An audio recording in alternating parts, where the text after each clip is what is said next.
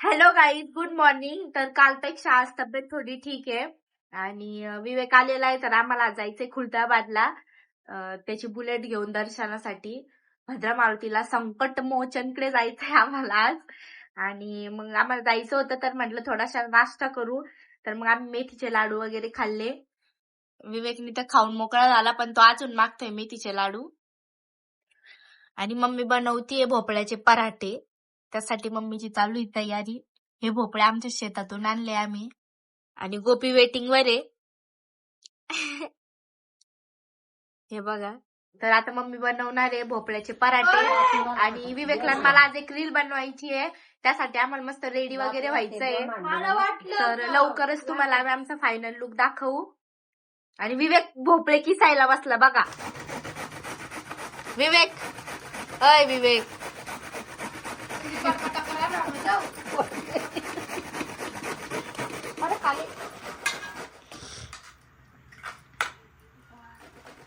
कोणी म्हणा पूर्ण गावाला पंगत द्यायची आहे. दोघं तिघ भोपळे किसायला बसले. सगळ्यात मोठं बघून आम्ही तर लवकरच तुम्हाला आम्ही आमचा फायनल लुक दाखवू. तर हे आहे आमच्या दोघांचं फायनल लुक. एवढी मटक्याची काहीच गरज नसते बर का. मटके तरी आमचा फायनल लुक आहे रील साठी. थांब ना. आणि मम्मीने बघा पराठे बनवलेले जे की विवेक खातोय.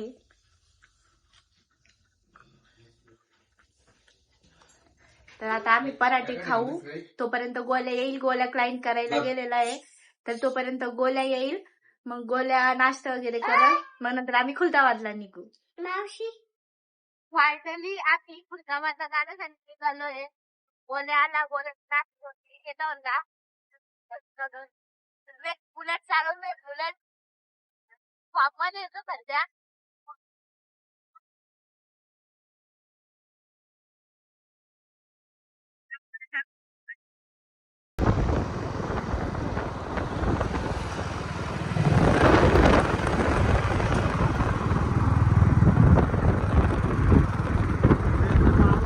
आम्ही आलोय फायनली खुलताबादला.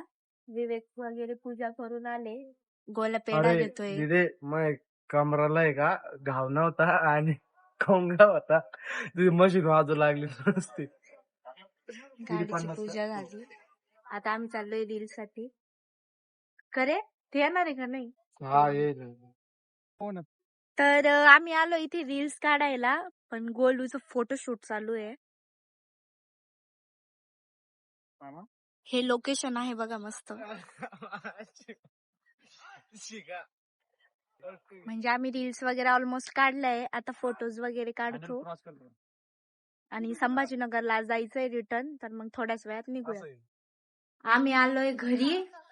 आता मम्मी करते विवेकच्या गाडीची पूजा. ए चला ना बाहेर.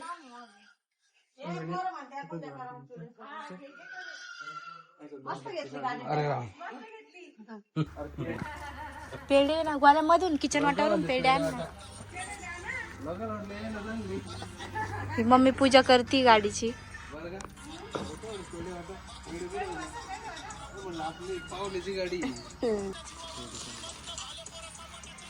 मागे नाही बुलेटली माग होती ना. 2,60,000 आता कमी झाले. जीएसटी बंद केली ना. जीएसटी कमी बंद केले ना त्याच्यामुळे नाही 3-3.5 लाख रुपये लागतात की ना. 3-3.5 लाख रुपये प्रत्येक गाड्याची किंमत कमी झाली ना. प्रत्येक गाडीची किंमत कमी झाली. संदीपची 65 मध्ये येत होती ना. आता 50. पेढे आण ना घरात. 50 एक मम्मीच्या ताटात ठेव पेढा. भाऊ ताटात ठेव. प्रत्येक गाडीची कमी झाली. 1-1 लाख रुपये त्या एका ताटात ठेव आणि मामी नाही त्या गोप्याचा संसार काय मस्त मांडली. मनीच्या बहिणीचा असं ना.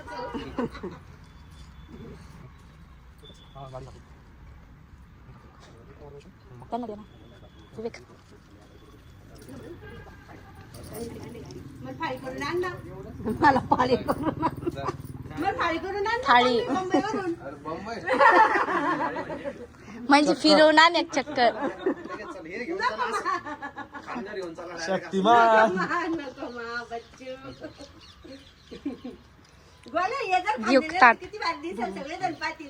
उडी उडी येड्या पोरांना मोठा 2-3 हार आणायचे, मग मोठा हार केला असता आपण. कसं हे कर ना, दोरा नाही का दोरा.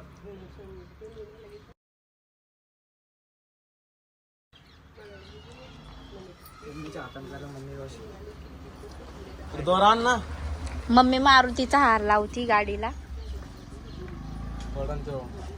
काकू भाऊ पूजाला ठोला.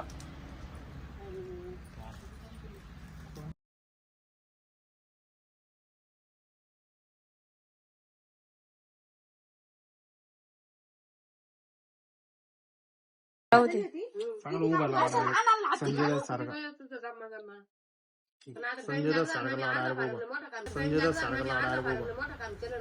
हा ते माळ बी घालेल का एक. उभा लाव मम्मी उभा. हा.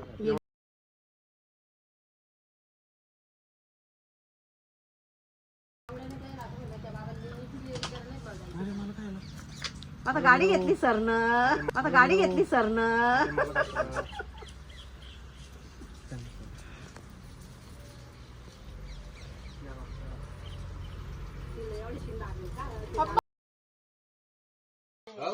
अय, आम्हाला द्या ना पेढा. हे बघा चिंगूसगिरी 2.5 लाखाची बुलेट घेतली म्हणे. चिंगूसपणा बघा. वाला भेटलाय डायरेक्ट बॉक्सवर. देव काढले फायनली आम्ही संभाजीनगरला जाण्यासाठी निघालोय. पूजा वगैरे मम्मीने केली. आता तिने त्या वापर आणलाय बुलेट घेऊन. साखळी घालून मध्ये चाललाय तो आता. खरं सांगू का, बुलेटला माझी ड्रीम बाईक होती, ड्रीम बाईक. त्या ड्रीम बाईक वर संभाजीनगरला चालले. वाव. त्यामुळे आम्ही छान वाटते. आम्ही चाललो होतो संभाजीनगरला रिटर्न, पण मध्ये त्याला आधीचा कॉल आला आणि आधी बोलला की तो खाटू श्यामला आला इकडे. तर मग त्यांनी आम्हाला पण बोलवलं. तर आम्ही चाललो आता खाटू श्यामला.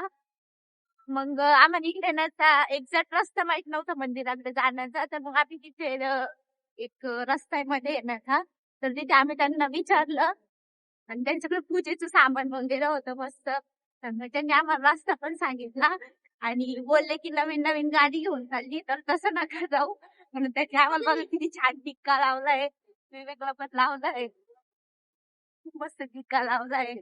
आता आम्ही चाललोय खाटू श्याम.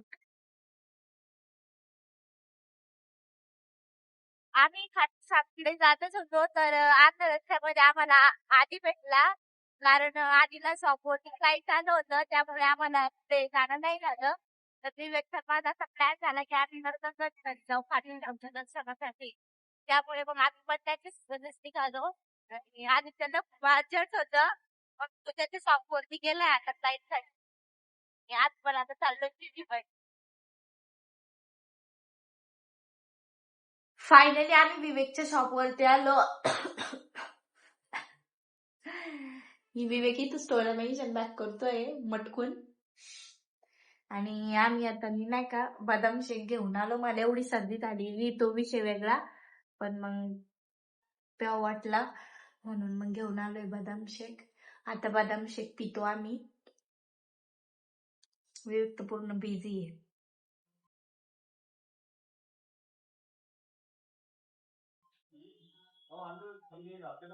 फायनली मी हॉस्टेलला आले आणि हॉस्टेलला येताना अंजिल मला बघून हसतीये.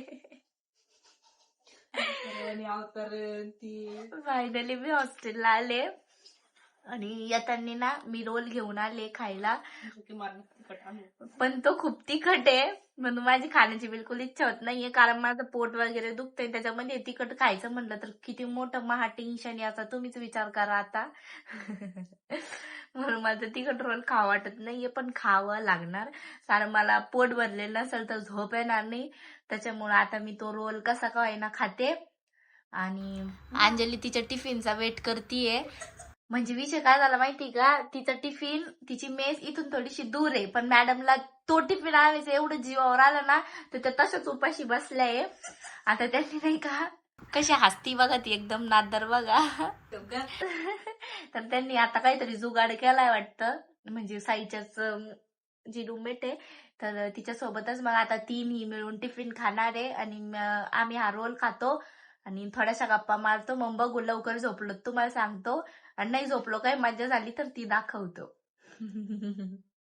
काय झालं माहितीये का, ह्या अंजलीला नाही का, हिला एकटीला हिच्या मेसला जायला जीवावर आलं होतं. तर आता हिने काय केलं माहिती का, माझ्यासोबत इतका निर्दयीपणा केला. मी रोल खात होते, मी अर्धा रोल खाल्ला, तिने तो अर्धा रोल मला ठेवायला लावला. म्हणे विनी माझ्यासोबत नाही का मेसला किती वेळाचा ठेवलेलाच होता तू तिखट होता म्हणून. पण मग मी नंतर तिखट का आहे ना खायला लागले होते बरं का कसा तरी. पण मग म्हणे की विनी चल ग चल ग. मग म्हटलं आता हिच्या सोबत जाऊ. मग आता काय करतो, हीच घेऊन येऊ मेसवर न जेवण वगैरे, मग दोघी मिळून खाऊ आम्ही. चाललोय आता आम्ही. फायनली अंजली तू जेवण करणार आहे नाही का. फायनली आम्ही हॉस्टेलला आलो. मी तिखट रोल खाल्ला. अंजली जेवण करती बघा बिचारी. तारक मेहता बघून युनिव्हर्स प्रॉब्लेम आहे हा. बिना तारक मेहताचा जेवणच जात नसतं. हा हिचा प्रॉब्लेम आहे असाच. तो प्रॉब्लेम माझा पण आहे. आता माझा हा सगळा पसारा पडलेला आहे, तर हा पसारा आता मी लावते. अंजली म्हणती बॅग बिग पॅक करून आम्ही सहलीला जाणार आहे. म्हणजे सगळा पसारा बघून आम्हाला ते शाळेतले दिवस आठवले. सहलीला जायचं की ते बॅग वगैरे आपण भरून ठेवायचो ना, त्यामुळं. तर आता मी तो सगळा पसारा आवरते. सगळा पसारा वगैरे मी लावला, सगळं सामान लावलं मी, आणि मी सुद्धा फ्रेश झाले. आणि अंजली चोरून चोरून माझी गंमत बघतीये की एवढी रात्र झाली तरी पण ही व्हिडिओ घेते म्हणून. ती तर सध्या झोपलेली आहे. अरे बघा कशी चोरून मला बघती ती. तर ती मला पण म्हणती झोप आहे. तर पण मग मला व्लॉग एडिट करायचा आहे, तर मी व्लॉग एडिट करूनच झोपल. तशी तर मला खूप झोप येते, पण व्लॉग सकाळीच पोस्ट करावा लागतो, त्यामुळे मी रात्रीच करून ठेवते व्लॉग पूर्ण एडिट वगैरे. तर माझं सगळं आवरलं, मी सुद्धा फ्रेश झाले, आणि आता मी व्लॉग वगैरे एडिट करते आणि मी पण लवकर झोपते. माझा आजचा व्लॉग कसा वाटला मला कमेंटमध्ये सांगा. माझ्या चॅनलला सबस्क्राईब करा, आणि सर्वांना गुड नाईट. मस्त झोपा आणि गोड गोड स्वप्ने बघा. Bye bye.